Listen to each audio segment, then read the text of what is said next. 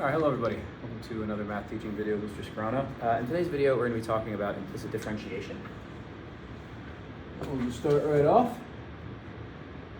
Implicit differentiation. Okay, so implicit differentiation is, there's really not a ton of new work here. You're just going to be really using a different way to find the derivative. But there's not really anything crazy going on here. This starts with this concept of Leibniz notation.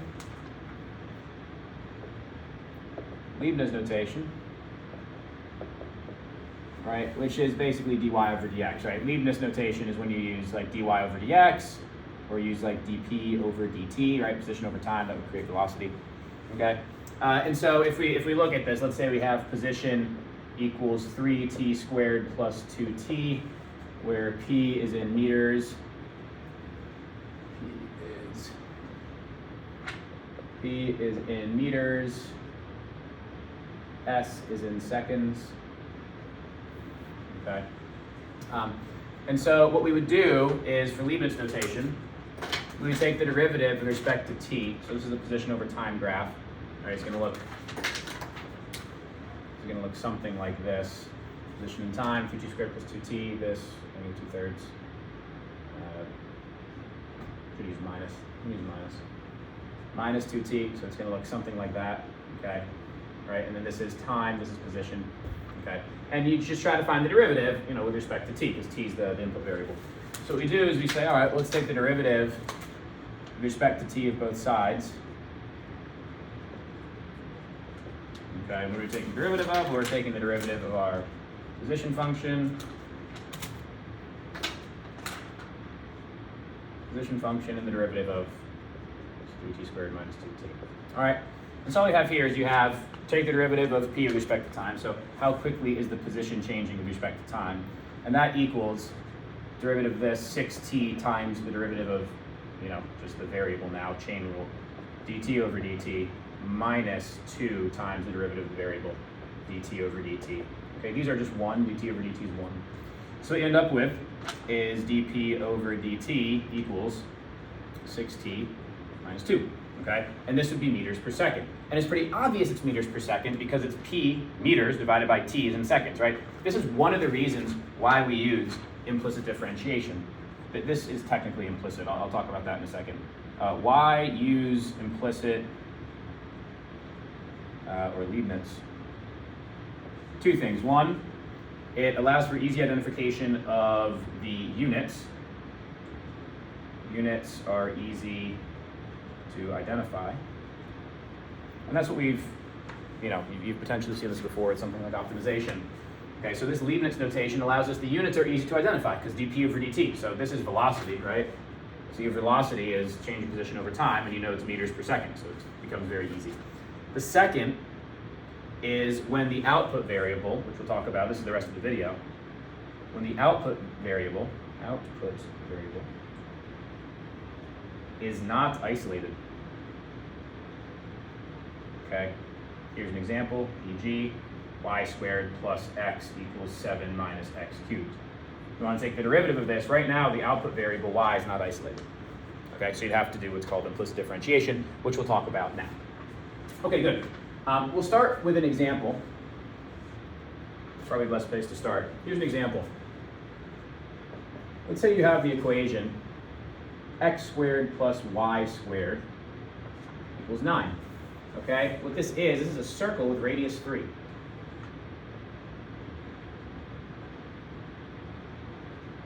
Okay, this is a circle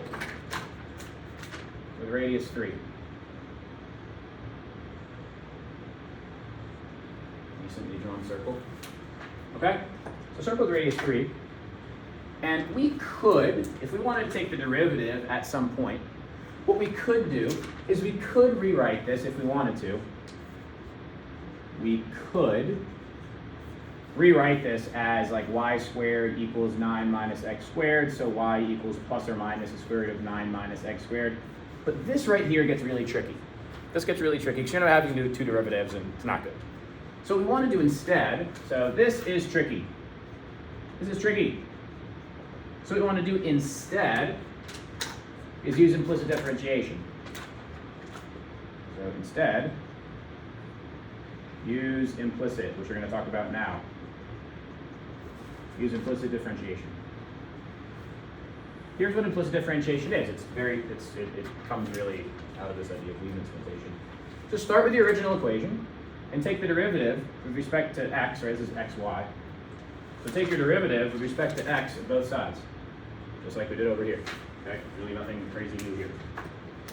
So we're going to go d over dx of both sides. Okay. The derivative of x squared plus y squared equals the derivative of 9. All right, so you're taking the derivative with respect to x at both sides. Because let's say we're trying to find the slope of something. All right, so let's say you're trying to find the slope at the point, let's see, 1 comma root 8. That's right here. This is the point 1 comma root 8. All right, and we can approximate the slope of this tangent line graphically. We've done a lot of.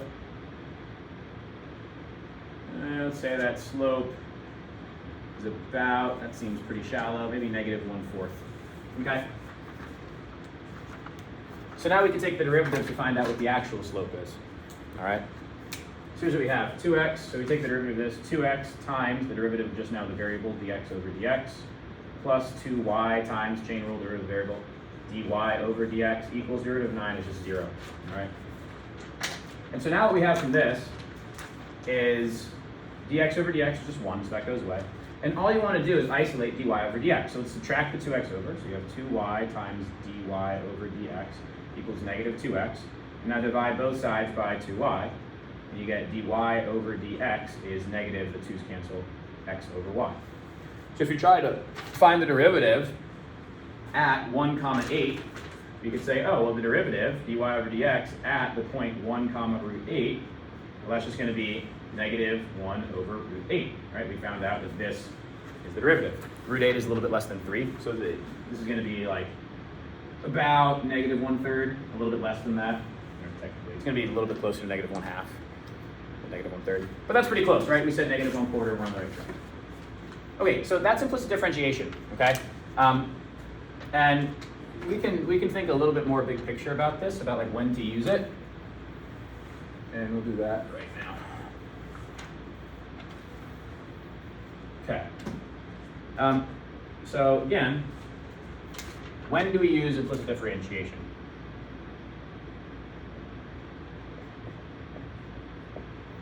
When do we use implicit differentiation? Well, we use it when the output variable, oftentimes it's y, sometimes it's p, sometimes that's like amount of money, whatever it is, y or position or amount of money. When that variable isn't isolated. Okay. So use it when the output variable isn't isolated. And how do we do it? How do we use implicit differentiation? Well, it's really 2 steps. Take the derivative, right, using this kind of Leibniz. Okay, and solve for whatever your desired derivative. Right, whether that's dy over dx or dp over dt or whatever it is. That's it. All right. Oftentimes, how we solve for this is we have to move everything to one side and then factor, but I don't want you to think too formulaically about this. So this is our general approach. Let's do another example. We'll do example 2 together. Okay.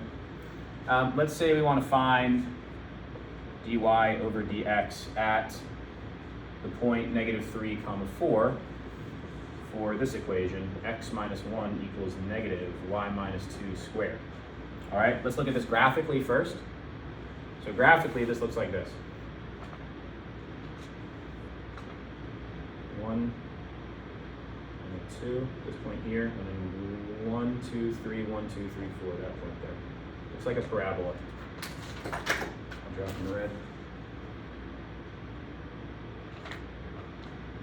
Looks like this. All right, and so we're trying to find the slope of the tangent line here. Okay, which comes from the derivative. Let's approximate the slope. Slope, I don't know what you want to call that, about negative 1/2, negative 1/3. All right, kind of shallow slope there. Okay, so it's going to be about negative 1/3. And so here's what you do. Same thing. Like we have it not, our output variable is y. Output variable isn't isolated. We have the y buried in here. So now we take the derivative. This is it, okay? So you do d over dx, right? Here's your x and your y. So you got to take the derivative with respect to x. So take d over dx at both sides. Okay? You're taking the derivative of your original equation, x minus 1, negative y minus 2 squared. Good. All right, and now take the derivative here, and what do you get? Well, derivative of x is just 1 times the derivative of 1 times dx over dx. Okay, equals, this one you're going to have to use chain rule, so negative 2y minus 2 times the derivative of the inside, so times dy over dx. Okay, now you just want to solve for dy over dx. This is 1. So you want to divide out by this thing, right? So you end up with just dy over dx equals kind of 1 divided by that stuff just being multiplied here. So negative 2 times y minus 2. And that's it. So 1 over negative 2 times y minus 2. All right, and so that's your derivative. And the question becomes, how do we find the derivative here? At negative 3 comma 4. Oh, well, dy over dx at your point, negative 3 comma 4, all that is you're only plugging in the 4 here. So it's going to be 1 over negative 2 times 4 minus 2, which is negative 1 over 4. So we were on the right track, negative 1/3, negative 1/4. There you go. There's derivative. All right, so that's implicit differentiation and kind of why we use this for certain graphs. Because again, this graph, if you were to solve for y, you'd get this because it's squared here, you'd square root it, you get the plus or minus, which you don't want. Okay. We can go through some 2 kind of quick hit examples here.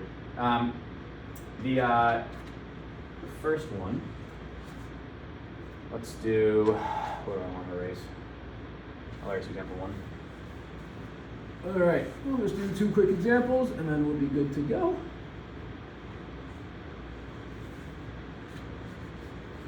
All right, good. First example, or we'll call it example 3. You know, sometimes we don't always need the graph. I think the graph helps us see what's going on, but you can do these questions without the graph. Example 3, let's just find the regular derivative equation, dy over dx, for the equation 5x squared plus 2y cubed equals 4. All right, this isn't too bad. All you do is take the derivative with respect to x of both sides, pretty straightforward. D over dx of that thing equals d over dx of whatever that thing's going to be. So you take the derivative of 5x squared plus 2y cubed equals the derivative of 4. All right, so now you're just moving through this. The derivative of 5x squared is 10x times the derivative of the variable, dx over dx, plus this becomes 6y squared times the derivative of the variable, dy over dx, equals derivative of 4 is just 0. Now you're solving for dy over dx. Dx over dx is just 1. Subtract the 10x over, so you get 6y squared times dy over dx equals negative 10x. And then divide by this thing, so divide the whole thing by 6y squared. So you get dy over dx equals negative 10x over 6y squared. If you wanted to find, given some point, you just plug it in here and that would be your derivative. That's it. We'll do another one. We'll do a little more, slightly more complex here. Call this example 4. Okay. So example 4, let's find dy over dx given sine of x times y. This is times here. Sine of x times y equals 10x. All right. So we want to find dy over dx. Y is buried. It's not isolated, so we must use implicit differentiation. So we do d over dx of both sides.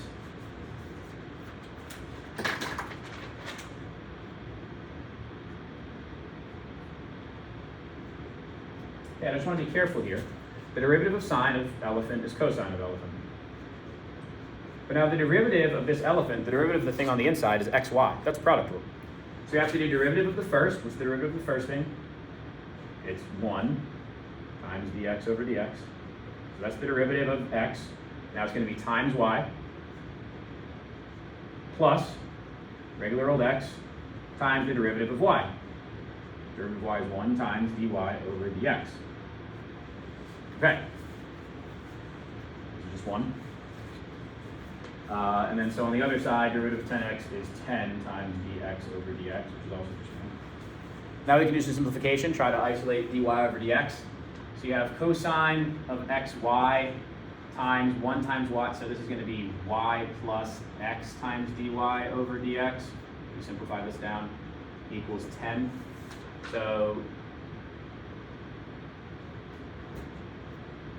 just divide by all that. Yeah, that's good. Okay, so dy over dx, it's really this times this times this, right? No, that's not it. Yeah, I knew I screwed that up. Sorry. There we go. So it looks like this. Good. Let's distribute this through first. We're trying to isolate dy over dx. So let's divide by cosine of xy. So divide by cosine of xy. Dang it, running out of space. I'll move it to here. All right, so move that to here. Hopefully that adds a couple more lines for us. All right, so divide by cosine of xy. So you get y plus x times dy over dx equals 10 over cosine of xy. Good. Yep. And now you can subtract y. So you get x times dy over dx equals 10 over cosine of xy minus y, and then you can divide by x. So you get finally dy over dx equals 10 over cosine of xy minus y, that whole thing divided by x. Gross. And that's it. Ta-da. Okay, so implicit differentiation, all you're doing is taking the derivative, using the derivative solving techniques you already know, and then isolating dy over dx using algebra. That's it. Thank you all.